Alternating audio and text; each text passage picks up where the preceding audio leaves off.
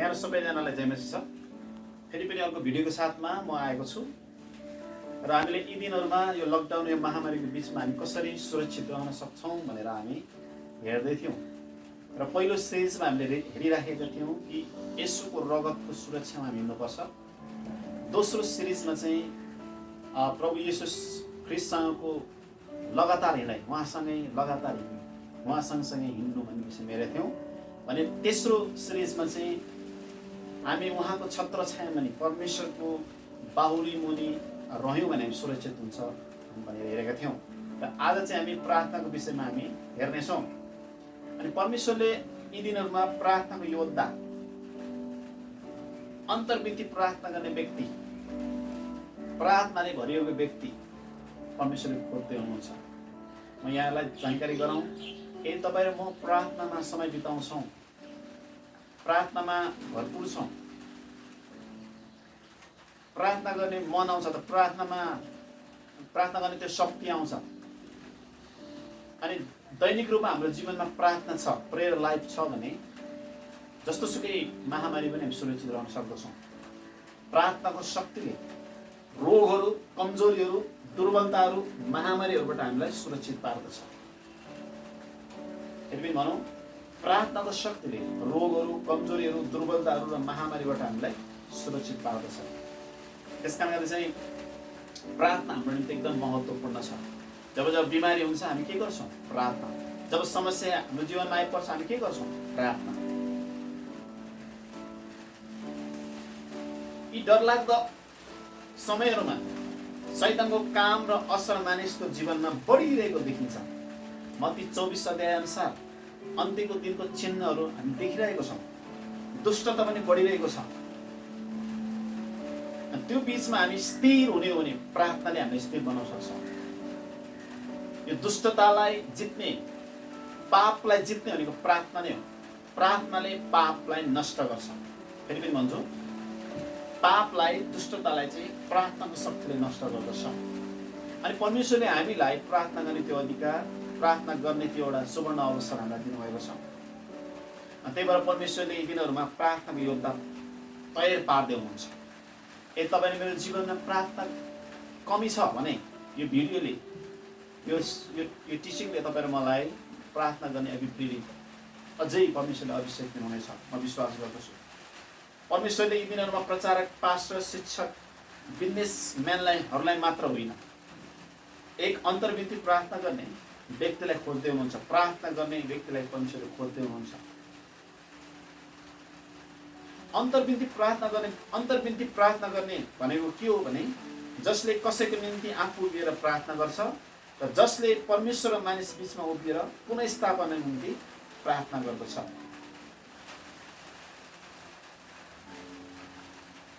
हो, हामी सबैजनालाई प्रार्थना गर्ने गर्छौँ। अनि आज ख्रीष्ट येशूले हरेक दिन कम्तीमा एक दिन प्रार्थना गर्नुपर्छ भन्ने खालको पुरा बाइबलमा हामी पाउन सक्दछौँ। क्लियरली प्रष्ट रूपमा प्रभु येशूले हरेक दिन 1 घण्टा प्रार्थना गर भनेर नभने तापनि अलिक बढी प्रार्थना गरेको, कम्तीमा 1 घण्टा प्रार्थना गरेको उहाँ चाहनुहुन्छ। तपाईँ मसँग आउन सक्नुहुन्छ, म जान सक्नुहुन्छ। मर्कुस 14 अध्यायमा जब प्रभु येशू ख्रीष्टले पत्रुस, याकुब र योहन्नालाई गेतसमनीको बगैँचामा लानुभयो र त्यहाँ के भन्नुभयो भने लगेर मर्कुस 14 को 34 पदमा उहाँले तिनीहरूलाई भन्नुभयो, मेरो आत्मा मृत्युसम्मै शोकले व्याकुल भएको छ, तिमीहरू यही बस र जागा रह। उहाँले भन्नुभयो जागा रह, अर्को अर्थमा प्रार्थना गर।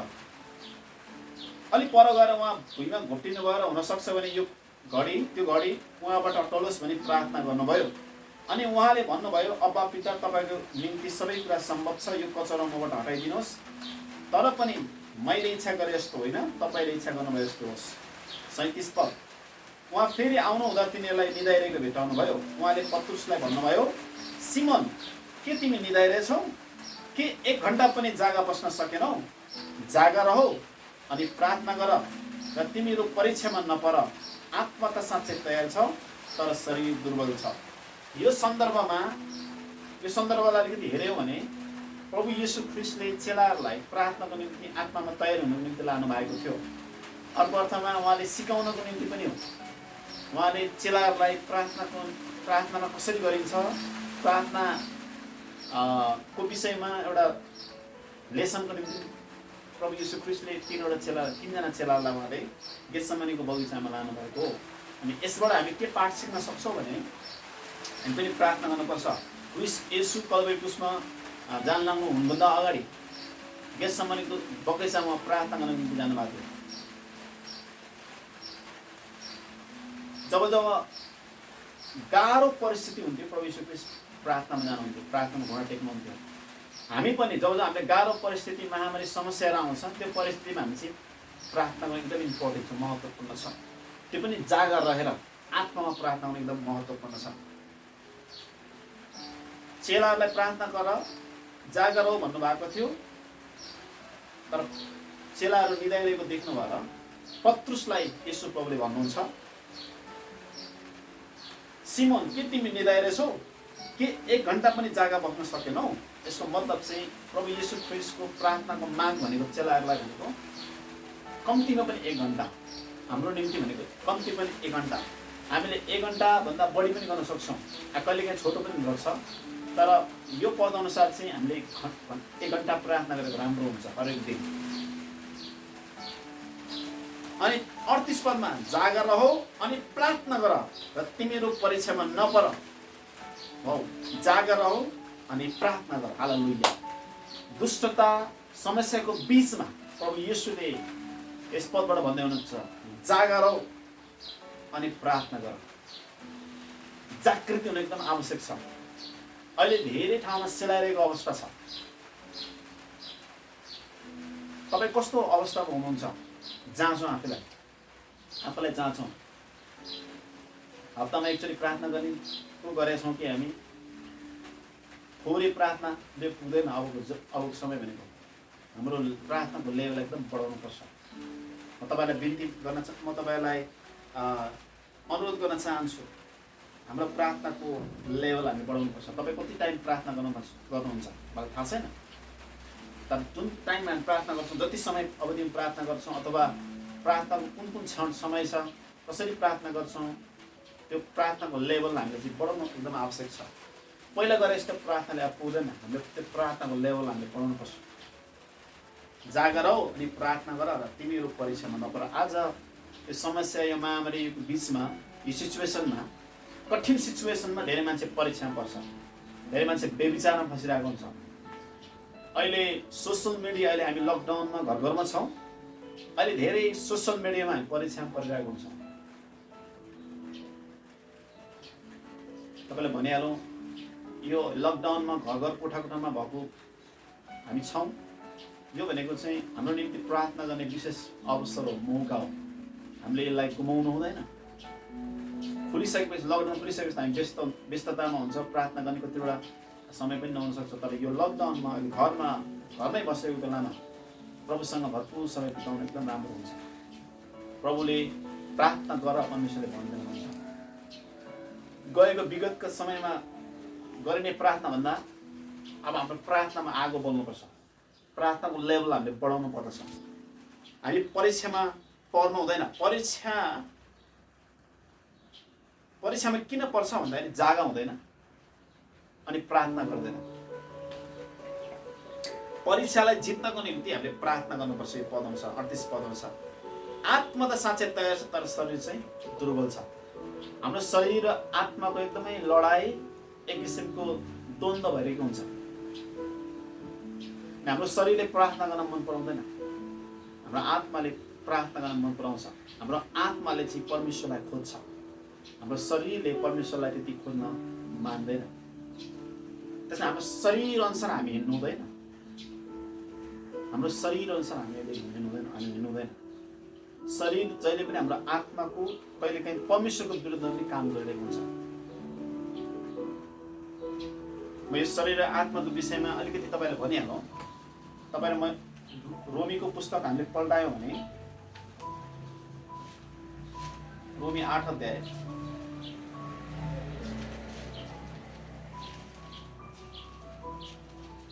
रोमी 8 अध्यायमा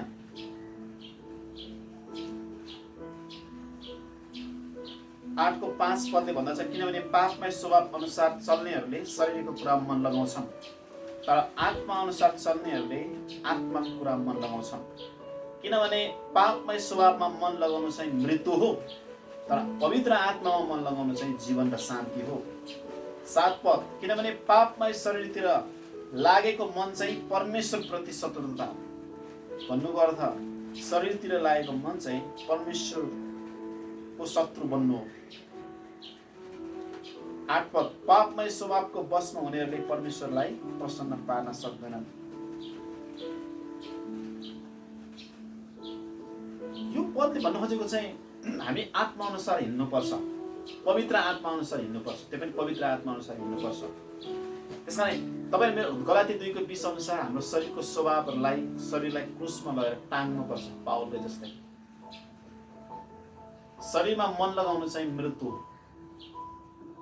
र आत्मामा मन लगाउनु, आत्माले जे भन्छ त्यो अनुसार हिँड्नु चाहिँ जीवन र शान्ति हो। त्यसकारण हाम्रो आत्माले जहिले पनि प्रार्थना गर्न खोज्छ, परमेश्वरसँग नजिक जान खोज्छ, तर हाम्रो शत्रु कहीँ पनि खोज्दै पर्दैन, हाम्रै शरीर हो, हाम्रो शरीरको चाहनाहरू। त्यसमा यो लकडाउनमा यो अहिलेको परिस्थितिमा हाम्रो शरीरको स्वभावहरूलाई मार्नुपर्छ। म तपाईँले भनिहालौँ, प्रार्थना नगर्ने, गर्न नदिने, चाह नगर्ने हाम्रो शरीरको इच्छा हो। यो शरीर पनि हो, शरीरको चाहना, तृष्णा, अभिलाषाहरू पनि हो। त्यसकारण अहिले दुष्टता, पापहरू बढिरहेको कारणले गर्दाखेरि हामी आत्मामा जागा रहनु। 38 पद, मर्कुस 14:38 पद अनुसार चाहिँ जागा रहने अनि प्रार्थना गर्ने एकदम इम्पोर्टेन्ट छ। नत्र हामी परीक्षामा पर्छौँ। आज धेरै मानिसहरू, धेरै इसाई दाजुभाइ दिदीबहिनीहरू परीक्षामा परिरहेको छन्।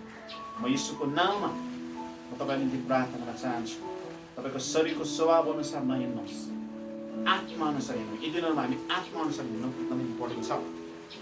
हाम्रो एउटा शत्रु छ, त्यसको नाम हो शैतान। त्यो शैतान चाहिँ शरीरको आकार बिनाको, शरीर छैन त्यसको, शरीर बिनाको अदृश्य आत्मा हो, जसले मानव जीवनलाई, मानव शरीरलाई आक्रमण गरिन्छ, गर्जने सिंह चाहिँ। हाम्रो हरेक अङ्ग प्रत्यङ्गलाई त्यसले प्रयोग गर्न खोज्दछ। त्यसलाई जित्नको निम्ति प्रार्थना चाहिन्छ। हालेलुया, प्रार्थना चाहिन्छ। शैतानलाई जित्नको निम्ति प्रार्थना, आफैलाई परमेश्वरको अधीनमा राखेर दियावरसको विरोध गरेर त्यति बेलाबाट भाग्नेछ। शैतानलाई जित्ने हो भने प्रार्थना चाहिन्छ एकदमै। दोस्रो, पापलाई जित्ने हो भने चाहिँ प्रार्थना चाहिन्छ। प्रार्थनाले पापलाई नष्ट गर्छ, प्रार्थनाले शैतानलाई चाहिँ भगाउँछ। अनि यदि तपाईँ र म जागा भएनौँ भने शैतानले चाहिँ प्रार्थनालाई पनि, प्रार्थनाको जीवनलाई नष्ट गर्छ, पापले पनि प्रार्थनाको जीवनलाई नष्ट गर्छ। त्यसकारण अहिले मैले कुराकानी गरिरहेको प्रार्थनाको योद्धा हुनु एकदमै आवश्यक छ। हाम्रो लडाइँ शारीरिक मानिसहरूसँगको होइन, तर अदृश्य रूपमा हुने शैतानहरूको विरुद्धमा हो। लडाइँ लड्दाखेरि एकजनाको जित र अर्काको हार चाहिँ अवश्य हुन्छ। हामी हार्नेको सन्तान होइन, तर जित्नेको सन्तान हो। हामी हार्नको निम्ति बोलाइएको होइन, हामी युद्ध जित्नको निम्ति बोलाइएको हो। यसले भन्नुभयो, ढाडस गरेर मैले संसारलाई जितेको छु। त्यसकारण चाहिँ प्रार्थना गर्दाखेरि हाम्रो जीवनमा जब हाम्रो प्रार्थना हुन्छ, प्रार्थना सेलाउनुको कारण चाहिँ के हो भन्दाखेरि हामी प्रार्थनामा फायर नभएर, प्रार्थनामा अलिकति आगो नबलेको कारणले हो। आखिरी दिनमा प्रार्थना गर्ने व्यक्तिले पहिला जस्तै सामान्य प्रार्थना गरेर पुग्दैन। अहिले डरलाग्दो आखिरी दिनहरूमा प्रार्थना गर्ने व्यक्ति एकदम अलौकिक रूपमा अभिषेक प्राप्त भएको हुनुपर्दछ। यो खालको प्रार्थना गर्ने व्यक्ति चाहिँ जस्तो त्यस्तो सामान्य प्रार्थना गर्न खोज्यो भने लड्छौँ, हार्छौँ। अब हामीले सामान्य प्रार्थना गर्दाखेरि हामी सेलाउँछौँ। आखिरी दिनमा प्रार्थना गर्ने व्यक्ति चाहिँ, अन्तर्विन्ती प्रार्थना गर्ने व्यक्ति शक्तिले भरिएको, अभिषेकले भरिएको, जागृति आएको, घोषणा गर्न सक्ने, बोल्न सक्ने प्रार्थना गर्न सक्दछौँ। प्रार्थनाको योद्धा हरेक दिन मिनिमम पनि 1 घण्टा प्रार्थना गर्दछ। अहिले हामीले मर्कुस 14:38 अनुसार प्रार्थनाको योद्धा जागा हुन्छ। प्रार्थनाको योद्धा पवित्र आत्माले भरिएको हुन्छ। प्रार्थनाको योद्धा कस्तो हुनुपर्दछ? प्रार्थनाको योद्धा भनेको जागा रहन्छ। जागा भनेको चाहिँ के हुन आउँदैछ उसले थाहा पाउँछ। जागा हुनु भनेको आत्मामा एकदम अवेक हुनु, शरीर मात्र होइन, आत्मामा जागेर बस्नु हो। भोलि के हुन्छ, पर्सि के हुन्छ, हुन आउने कुराहरू उसले थाहा पाउँछ र त्यो अनुसार उसले प्रार्थना गर्छ। कतिचोटि दुष्ट शैतानले अट्याकहरू, आक्रमण ल्याइरहेको हुन्छ। यदि आत्मामा तपाईँहरूमा सुतेर बसेको छौँ भने दुष्टले हामीलाई अट्याक गरेर हामीलाई लडाउँछ। तर हामी जागा हुन्छौँ भने दुष्टको सबै युक्ति योजनालाई चाहिँ हामीले तहस नहस गर्न सक्दछौँ।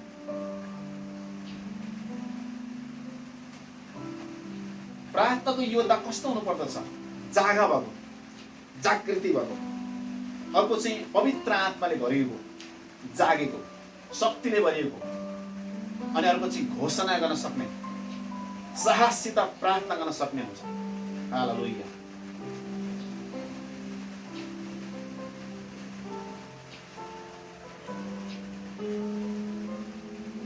म तपाईहरुलाई केही प्रार्थना कसरी गर्ने, प्रार्थना गर्दाखेरि हामीले के कुरा चाहिँ ध्यान दिनुपर्छ त्यो कुरा म तपाईहरुलाई शेयर गर्दैछु।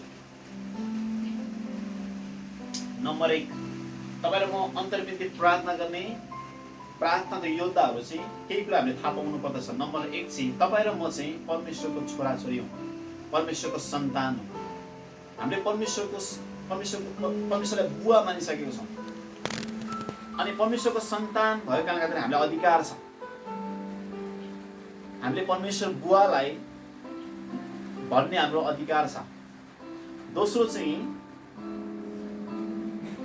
प्रार्थना गर्दाखेरि म प्रभुको सन्तान छोरा छोरी हुँ भन्ने अधिकार सहित दुष्ट शैतानलाई, दुष्टतालाई हकार्न हामी सक्दछौँ।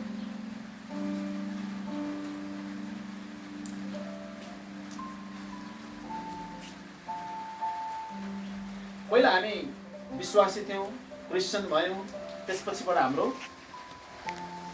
चाहिँ परिचय चाहिँ बढ्दै गएको छ। हामी चाहिँ परमेश्वरको छोरा र छोरी भएको छौँ। अनि छोरा छोरीको अधिकारमा हामीले प्रार्थना गर्न सक्छौँ। कतिपल्ट प्रार्थना गर्दाखेरि दोषहरू आउँछ, निश्चयता हुँदैन, घोषणा गर्न सक्दैन। किन सक्दैन भने किनकि आफ्नो म को हो भन्ने थाहा हुँदैन। त्यसैले प्रार्थना गर्दा नम्बर 1 चाहिँ हामीमा म को हो भन्ने चाहिँ थाहा हुनुपर्छ। म को हुँ त? म परमेश्वरको सन्तान हो। परमेश्वरको सन्तानले कसरी घोषणा गर्छ प्रार्थना, त्यो आधारमा हामी प्रार्थना गर्न सक्छौँ। हालेलुया। दोस्रो चाहिँ म संसारको ज्योति हुँ। प्रभु येशू ख्रीष्टले हामीलाई संसारको ज्योति, पृथ्वीको नुन भन्नुभएको छ। राजदूतहरू हामीलाई परमेश्वरले ख्रीष्टमा धेरै परिचयहरू दिनुभएको छ, धेरै परिचय दिनुभएको छ। म पवित्र जाति हो। प्रभु येशू ख्रीष्टले तिमीहरू पवित्र जाति हो, तिमीहरू संसारको ज्योति हो, तिमीहरू पृथ्वीको नुन हो, तिमीहरू ख्रीष्टका राजदूतहरू हो, तिमी धर्मी ठहरिसकेको छौ, तिमी परमेश्वरको सिंहासन अघि जान सक्दछौ भनेर प्रभुले धेरै प्रतिक्रिया हामीले दिनुभएको छ। त्यसकारण प्रार्थना गर्दाखेरि म को हुँ भन्ने थाहा पायो भने हाम्रो प्रार्थना त्यति पावरफुल हुन्छ, त्यति शक्तिशाली हुन्छ। त्यसमा म तपाईँलाई भन्न चाहन्छु, तपाईँ जसले प्रभु येशूलाई विश्वास गर्नुभएको छ, ग्रहण गर्नुभएको छ, तपाईँ परमेश्वरको छोराछोरी भइसक्नु भएको छ, तपाईँ परमेश्वरको सन्तान भइसक्नु भएको छ। अनि तपाईँ प्रार्थना गर्दाखेरि परमेश्वरको सन्तानले जसरी घोषणा गर्छ परमेश्वरको नाममा, येशूको नाममा, त्यसरी हामी घोषणा गर्न सक्दछौँ। हालेलुया। म तपाईँलाई यही भन्न चाहन्छु। दोस्रो चाहिँ धार्मिक प्रार्थना, धार्मिक जनको प्रार्थना एकदम प्रभावकारी, एकदम शक्तिशाली हुन्छ। धार्मिक जनको प्रार्थना एकदम प्रभावकारी, एकदम शक्तिशाली हुन्छ। यो कुरा तपाईँलाई म जानकारी गराउँ। याकुबको पुस्तकमा भनेको छ,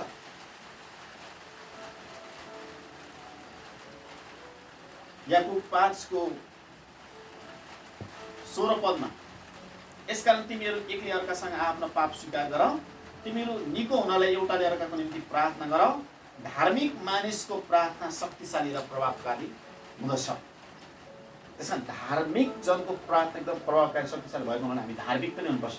धार्मिक भनेको चाहिँ परमेश्वरको अगाडि उभिन सक्ने व्यक्तिलाई धार्मिक भएको व्यक्ति भनिन्छ। राइचियस भनेको चाहिँ राइट स्ट्यान्डिङ विथ गड, जो चाहिँ प्रभुको अगाडि उभिन सक्दछ त्यो व्यक्तिलाई चाहिँ धार्मिक भनिन्छ। त्यसमा तपाईँ र म प्रार्थना गर्दाखेरि म प्रभुको अगाडि उभिन सक्ने छु कि छैन, कुनै दोषहरू छ भने पहिला पश्चाताप गर्नुपर्छ। हामीले प्रभुको अगाडि हामी पश्चाताप गर्नुपर्दछ, अनि बल्ल हामी धर्मी क्षमा पाइसकेको क्रिस्ट येशूको रगतले धर्मी भएको अधिकारमा हामी उहाँको येशूको नाम हामी प्रार्थना गर्न सक्दछौँ।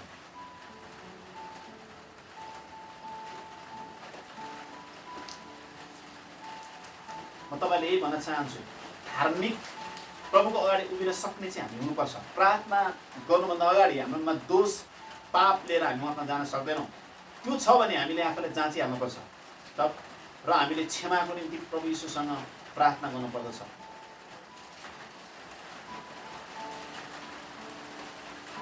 भजन सङ्ग्रह 34 मा म अलिकति भजन सङ्ग्रह 34 अध्यायको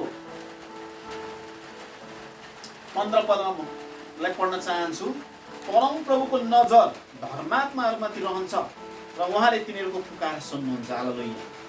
परम प्रभुको नजर धर्मात्माहरूमाथि रहन्छ र उहाँले तिनीहरूको पुकार सुन्नुहुन्छ। धर्मात्माको पुकार, धर्मात्माले गरेको प्रार्थना पुकार परमेश्वरले सुन्नुहुन्छ। वाह, क्रिस्ट येशूको रगतद्वारा हामी धर्मी ठहरिसकेका छौँ सित्तैमा। त्यसमा हामी धार्मिक व्यक्तिले गरेको प्रार्थना परमेश्वरले सुन्नुहुन्छ। अर्को 17 पद पनि, जब धार्मिक जनहरूले पुकारा गर्छन् तब परमेश्वरले सुन्नुहुन्छ र तिनीहरूका सबै सङ्कष्टबाट तिनीहरूलाई उद्धार दिनुहुन्छ। हालेलुया। जब धार्मिक जनहरूले पुकारा गर्छन्, परमेश्वरलाई प्रार्थना गर्छन्, तब परमेश्वरले सुन्नुहुन्छ र तिनीहरूका सबै सङ्कष्टबाट तिनीहरूलाई उद्धार दिनुहुन्छ। प्रार्थना गर्दाखेरि हामी आफूलाई जाँच्नुपर्छ। कुनै पनि दुष्टता अधर्मको कुरा हाम्रो हृदयमा हुँदैन। यशाया 59 को 1-2 पद अनुसार चाहिँ हामीमा अधर्म लुकाउनु हुँदैन। हाम्रो अधर्मले हाम्रो प्रार्थना रोक्दछ। हामीमा अधर्म छ भने प्रार्थना गर्नुभन्दा अगाडि हामी चेक गर्नुपर्छ। अधर्म पापको कुराहरू छ भने प्रभुको अगाडि गएर क्षमा माग्नुपर्छ। यसोको रगतले हामीलाई धुनुहुन्छ अनि शुद्ध गर्नुहुन्छ र हामीलाई धार्मिक व्यक्ति बनाउनुहुन्छ र हामी धार्मिक व्यक्तिले जब प्रार्थना गर्छौँ परमेश्वरले सुन्नुहुन्छ। अर्को एउटा पद हामी पढौँ। पहिलो यूहन्नाको पुस्तक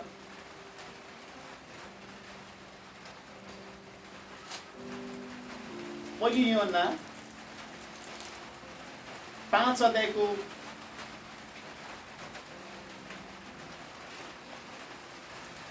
14 पदमा पढ्न चाहन्छु।